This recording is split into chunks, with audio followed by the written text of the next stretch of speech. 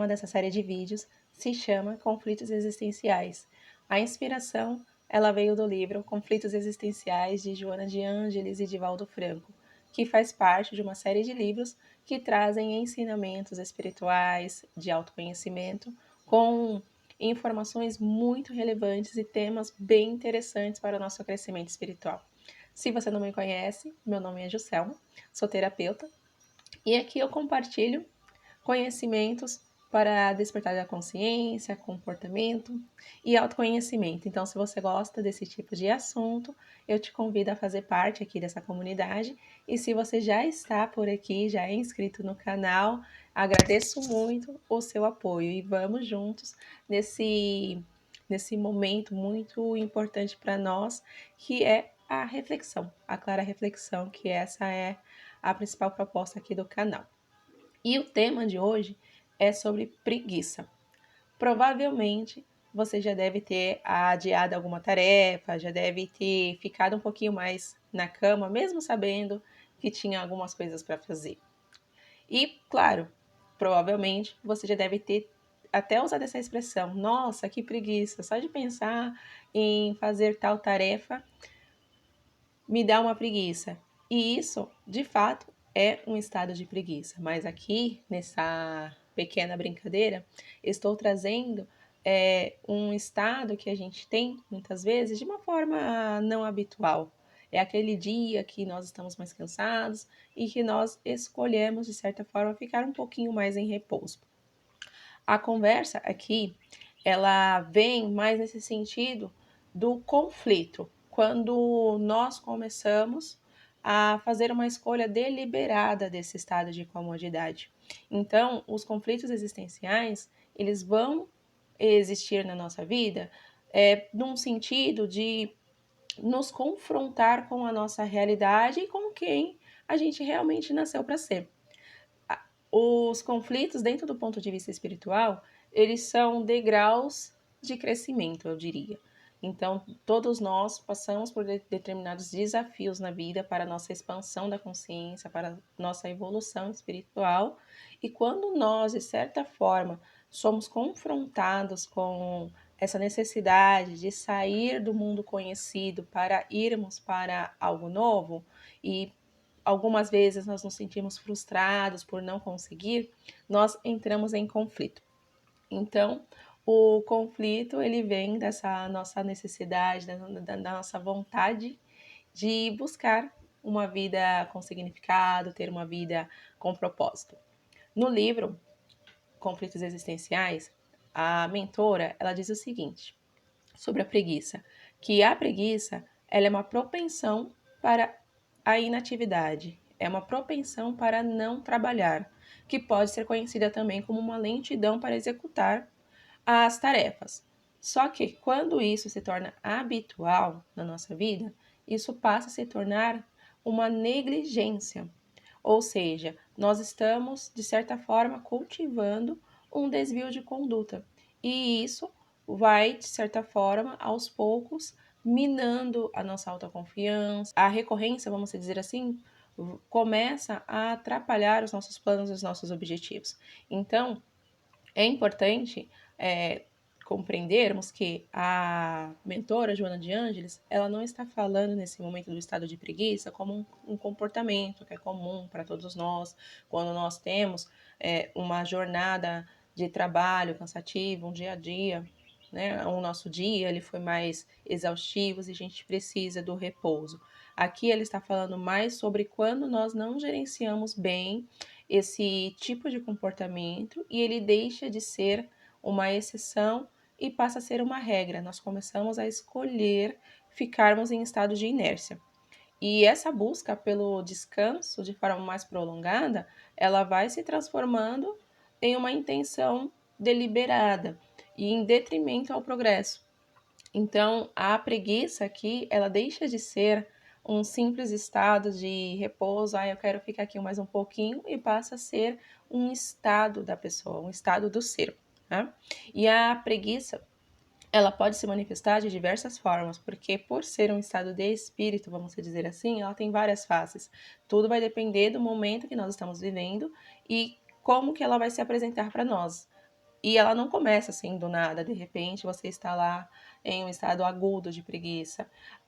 Ela vai se apresentar muitas vezes com longas horas de sono, a gente começa a se sentir um pouco mais apático, sem energia.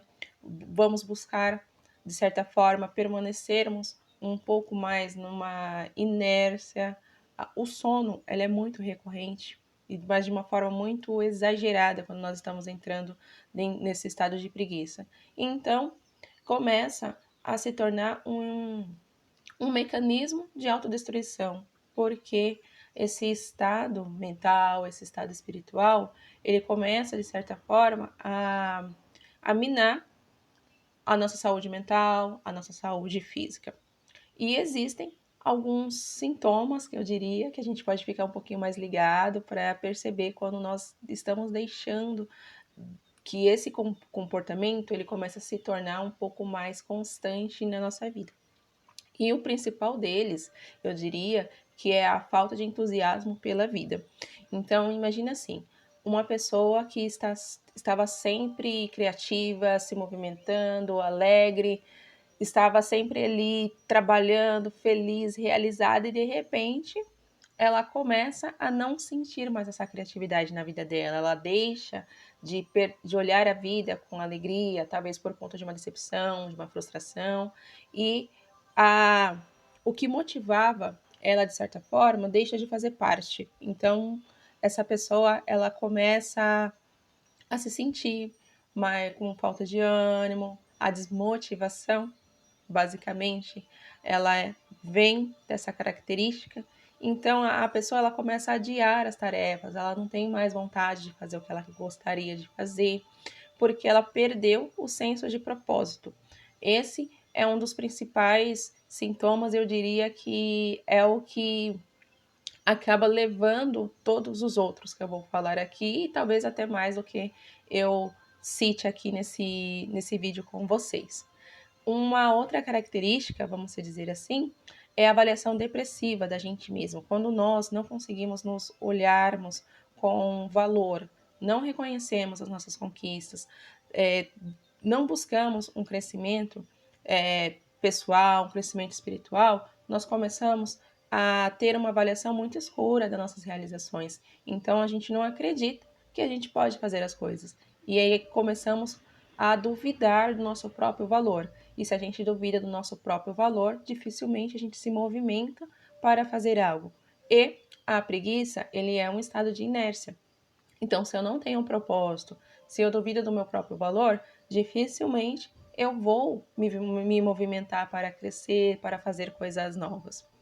Um outro sintoma também, eu digo sintoma porque tudo que acontece aqui no plano físico, dentro de uma perspectiva holística, ele é um sintoma, é algo que a minha alma está querendo dizer. Então, o isolamento também é uma característica. Quando uma pessoa ela sofre uma decepção, novamente, né, as decepções, as tristezas, mas dentro de um círculo social, e ela começa a, de certa forma, a ter dificuldade em ressignificar, existe um auto-julgamento também referente à situação, ela começa a se isolar e inconscientemente é como se ela estivesse se vingando daqueles grupos, seja grupo de família, grupo de trabalho, de amigos. E esse isolamento faz com que ela se distancie também das atividades, daquilo que lhe traz alegria, daquilo que traz motivação. E os relacionamentos sociais, eles existem na nossa vida para nos ajudar a crescer. Porque quando nós estamos sozinhos, nós somos quem a gente gostaria de ser. Ou quem a gente imagina que nós deveríamos ser. Só que não necessariamente esse eu ideal é aquele que se apresenta quando eu estou em um meio social. É somente quando eu estou diante do outro que eu consigo compreender se de fato o que eu idealizo como pessoa, se os meus potenciais, eles estão bem ancorados, se os meus valores estão bem ancorados. Então, se eu me isolo, eu deixo de fazer um trabalho sobre mim mesma. E a preguiça, ela tem algumas faces, como eu falei para você. E podemos identificar três pontos principais, 3 máscaras principais da preguiça, eu diria. O primeiro é o que é mais notável para nós, que é aquela falta de energia, aquela falta de ânimo. E nós, nesse momento, podemos até, de certa forma, buscar dizer o preguiçoso tipo 1, vamos dizer assim. Aqui eu não estou utilizando a palavra preguiça numa conotação pejorativa, e sim como um estado de comportamento, tá bom? E o preguiçoso tipo 1 é aquela pessoa que olha para a vida como um impedimento, ela não olha para a vida como uma oportunidade. Então, se está chovendo, ela não faz as coisas, se está muito sol, ela também não está fazendo as coisas, porque tudo serve de justificativa para que ela não faça o que precisa ser feito. Então, tudo lhe serve de desculpa. E uma delas também é a falta de energia. Eu tô sempre cansada, tô com muito sono, não tenho força para tal coisa. Então, esse é um estado de, de ser que a pessoa se encontra em que ela está sempre cansada. O segundo tipo é o mais camuflado, embora seja um estado de preguiça, ele é um pouco diferente do primeiro, porque o primeiro está num estado mais passivo. Esse segundo, ele é um estado mais ativo, que é aí onde a gente encontra o famoso procrastinador. Porque o preguiçoso do tipo 2, vamos dizer assim, ele está sempre ocupado. Ele sempre tem coisas para fazer, tem muitas prioridades, tudo é importante e ele não consegue fazer gestão do tempo dele para conseguir trabalhar sobre o seu próprio desenvolvimento interno. Então, vamos dizer assim, que ele utiliza a ocupação, vamos dizer, para justificar que ele não tem tempo para um autoconhecimento, para lidar com as suas emoções, para trabalhar a mente, ou até mesmo trabalhar suas relações, aquelas coisas que, de certa forma, o incomoda. E ele sabe que incomoda, só que aí ele não quer olhar para isso, então ele acaba focando, às vezes, em atividades que vão ocupá-lo de certa forma.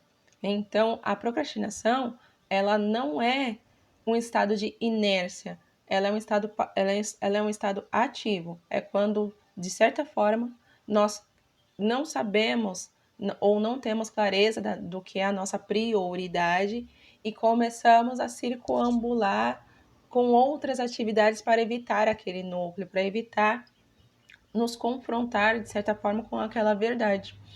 E o preguiçoso do terceiro tipo, né, é aquele que se anula, aquele que tem baixa autoestima, que não cultiva o amor próprio. Porque uma pessoa que ela tem baixa autoestima, ela não acredita no próprio valor. Então, os recursos internos, ela não enxerga, ela acredita que ela não tem o potencial. Então, da mesma forma, ela começa a se justificar, mas se eu tivesse esse talento, se eu fosse mais inteligente, se eu estudasse mais, se eu tivesse. Então, ela fica observando, vamos dizer assim, a vida passar, as pessoas conquistarem os seus objetivos, as suas realizações, mas ela em si não consegue se desenvolver. A força de vontade, que é um tema que vai aparecer aqui no canal também, ela não nutre, porque o amor próprio, a autoestima, ela é um trabalho de dentro para fora, não é do lado de fora que a gente consegue nutrir isso. O lado de fora é tão somente um espelho. Então, uma pessoa que ela não trabalha para desenvolver o seu potencial, ela acaba, vamos dizer assim, deixando o seu templo interno sem vida. Começa a cultivar uma pobreza interna. É uma pessoa que acaba alimentando um estado de vítima, as pessoas não me apoiam, as pessoas não me reconhecem, e por ela ter essa carência, vamos dizer assim, ela deixa de fazer as coisas também, porque ela não acredita em si mesma. Então, a preguiça prolongada, ela começa, de certa forma, a entrar na nossa vida para nos colocar realmente em um estado de inatividade. E ela muito prolongada, ela pode sim desenvolver uma síndrome de depressão, pode desenvolver ansiedade, crise de pânico, estresse. A depressão em si, ela está dentro desse estado passivo da preguiça, onde a pessoa não consegue nem levantar da cama. A ansiedade, o pânico, o estresse já é uma agitação do estado ativo da preguiça, porque existe um comportamento desencadeado por estar sempre ocupado. É a alma gritando de certa forma. Então, resumidamente, a preguiça, ela é uma máscara do nosso falso eu. É um conflito que a gente tem, de certa forma. Qualquer pessoa pode passar por isso, porque é um comportamento que ele surge como um mecanismo de defesa do nosso ego. A nossa mente, ela não classifica se esse comportamento ele é bom ou ele é ruim. Muito pelo contrário, a nossa mente, ela acaba, de certa forma, se regulando pelo princípio de prazer e princípio da dor. Se esse comportamento, mesmo que eu não perceba, ele me traz algum tipo de prazer, quem não gosta de ficar um pouquinho mais na cama? Quem não gosta de ficar assistindo um vídeo? Né? Existe um prazer secundário. Então, esse princípio do prazer, esse ganho secundário que está implícito, e quando a gente não reconhece isso, isso acaba se instalando no nosso ser. Por esse motivo que muitas vezes é tão desafiador mudar um determinado hábito. Porque mesmo que nós não tenhamos consciência, nós estamos vivendo muitas vezes dentro de um paradigma de ganhos e perdas. Então, para que eu possa mudar um determinado estado do meu ser, um padrão de comportamento, eu também preciso abrir mão de qualquer tipo de ganho que eu possa estar tendo com esse padrão de comportamento. Então, a preguiça, ela acaba sendo uma estratégia que o nosso inconsciente adota, muitas vezes até para nos proteger de algo que o meu eu equivocado, meu falso eu entende que é uma ameaça. E por que que nós entramos nesse estado de preguiça? O que faz com que nós busquemos inconscientemente esse tipo de estratégia? Como eu falei para vocês, existem alguns ganhos secundários que nós temos em cada comportamento, quando nós resolvemos adotá-lo de alguma forma, mesmo que a gente não perceba. Talvez nós não tenhamos a coragem para dizer estou realmente tendo um estado de preguiça, porque essa palavra preguiça, ela vem com uma expressão mais forte da questão do não trabalho, de não querer fazer as coisas, porque essa propensão realmente. E ela sempre foi muito estudada, desde a teologia à filosofia, tanto que na tradição cristã nós temos os 7 pecados capitais, que é uma lista de transgressões morais que levam o homem a se distanciar da sua conexão com o Criador. E a preguiça é uma delas. Então, uma resistência também de admitir isso na nossa vida, essa ideia do pecado, que mesmo que a gente não perceba, que a gente diga que muitas vezes a gente não acredita nisso, está um pouco enraizado em nós. Então, é mais fácil dizer eu estou procrastinando do que dizer eu estou com preguiça. E quando a gente fala preguiça, muitas vezes é para uma coisinha simples, nunca ou dificilmente é para algo mais grave, vamos dizer assim. E falando sobre essa questão dessa estratégia de que nós adotamos, muitas vezes esse ganho ele não é algo material, e sim uma ilusão de segurança, uma ilusão de evitar um determinado desconforto. Então, a preguiça, vamos dizer assim, ela é uma negação ao nosso desenvolvimento, é uma recusa que nós temos para o crescimento, porque a assumir uma atitude mais inerte nos beneficia, de certa forma, em relação a não assumirmos determinadas responsabilidades. Quando nós não assumimos responsabilidades, nós evitamos também um determinado comprometimento, disponibilidade. Então, ao adotar a preguiça como uma forma de escapar de responsabilidades, é um ganho, porque quando nós se nos tornamos responsáveis por algo, isso exige de nós determinadas obrigações.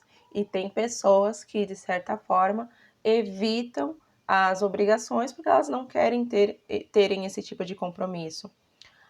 A zona de conforto também pode ser considerado como um ganho secundário. A pessoa ela não quer mudar aquele estado dela porque ela não percebe, vamos dizer assim, prejuízos na vida que ela está levando. Então, ela prefere se manter como ela está.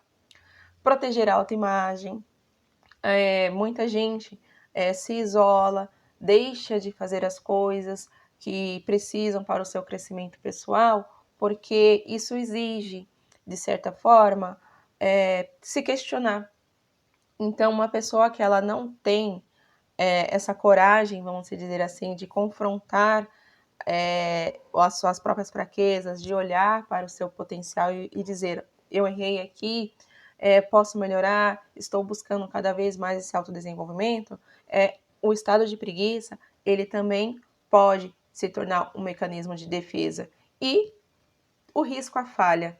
A grande parte das pessoas deixam de fazer as coisas para evitar o autojulgamento, principalmente, além de querer evitar a crítica alheia, porque acontece, de fato, quando nós estamos no desenvolvimento, nem sempre a gente vai atender a expectativa das pessoas. E isso faz com que as pessoas elas nos tragam um interessante ponto de vista.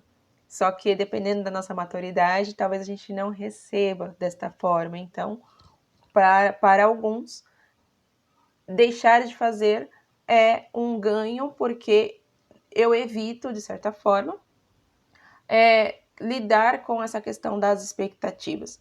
Então, a preguiça, ela é um estado de mental, ela é um estado de espírito. E aqui é onde entra a procrastinação. Será que procrastinação e preguiça é a mesma coisa? É a mesma coisa. A questão aqui são as variações. Se a preguiça, ela te deixa de fato num estado inerte, ou se tão somente você está adiando as tarefas, mas ainda está em movimento, porque a preguiça, como um estado agudo, ela nos leva para o adoecimento, que foi como eu disse, ansiedade, estresse, pânico, e quando ela está em algo mais controlável, vamos dizer assim, a gente acaba utilizando essa palavra procrastinação, mas ela é um estado de preguiça. A questão é que a gente acaba tendo um pouco mais de consciência disso e não utilizamos essa mentalidade, na verdade. E algo que a mentora ela traz também como observação no livro é que um comportamento ocioso da nossa parte em estado prolongado, isso faz com que nós nos tornemos iscas de consciências desencarnadas que também são ociosas. Então nós nos tornamos um banquete para essas consciências drenarem a nossa energia. Então, uma pessoa que ela está nesse estado de preguiça, os centros vitais dela, os chakras, a mentalidade começa a ser drenada. Então, existe sim vários prejuízos de disfunções físicas, disfunções mentais, emocionais que podem ocorrer por conta desse estado. E existem algumas estratégias para a gente lidar com isso. Pode ser que você esteja passando por isso, pode ser que você conheça alguém que esteja passando por isso, não deixe de compartilhar essa mensagem. E o primeiro passo é começar a se perguntar quais são os ganhos que eu estou tendo ficando na inércia, quais são os ganhos que eu estou tendo evitando fazer o que precisa ser feito. E essa tarefa, ela pode ser qualquer coisa, ela pode ser uma academia, pode ser se alimentar melhor, ela pode ser acordar mais cedo, ou não é tão somente o trabalho em si, mas o trabalho referente a si mesmo. E claro, compreender que aceitar ajuda não é sinal de fracasso. Muitas pessoas, elas permanecem nesse estado porque elas possuem vergonha no seu estado e não conseguem acreditar que elas podem estar passando por isso. Isso serve para qualquer outro tipo de disfunção que nós tenhamos, seja uma doença física ou até mesmo uma doença emocional. E quando a gente fala de adoecimento emocional, adoecimento espiritual, se torna ainda mais difícil essa conscientização, devido às pessoas às vezes não acreditarem, não aceitarem que elas podem passar por isso. E esses desequilíbrios, eles acontecem com qualquer pessoa. A não observância disso é o que faz com que adoecemos. Então, se você consegue reconhecer que você pode estar entrando nesta vibração de preguiça, de esse estado de comodidade intencional, é importante reconhecer, né, que você está nesse caminho. E, claro, iniciar um trabalho para desconstruir essa falsa identidade, que você está sem propósito, que você não tem energia, que você não tem amor próprio, que você está com baixa autoestima. Esse processo de desconstrução, ele vai te ajudar. E isso você consegue dentro de um momento que eu diria que é a terapia. A terapia, ela cumpre um papel estratégico dentro desse desenvolvimento, pois ela vai te auxiliar a colocar o pé no chão, porque o processo de terapia, ela nada mais é do que te ajudar a percorrer o caminho. Então, à medida que você vai percorrendo um caminho com estratégia, você vai recebendo estímulos, de certa forma, para se perceber, você começa a mudar o seu estado. Uma outra forma também, que aí nós não podemos descartar, que é a questão espiritual da vida.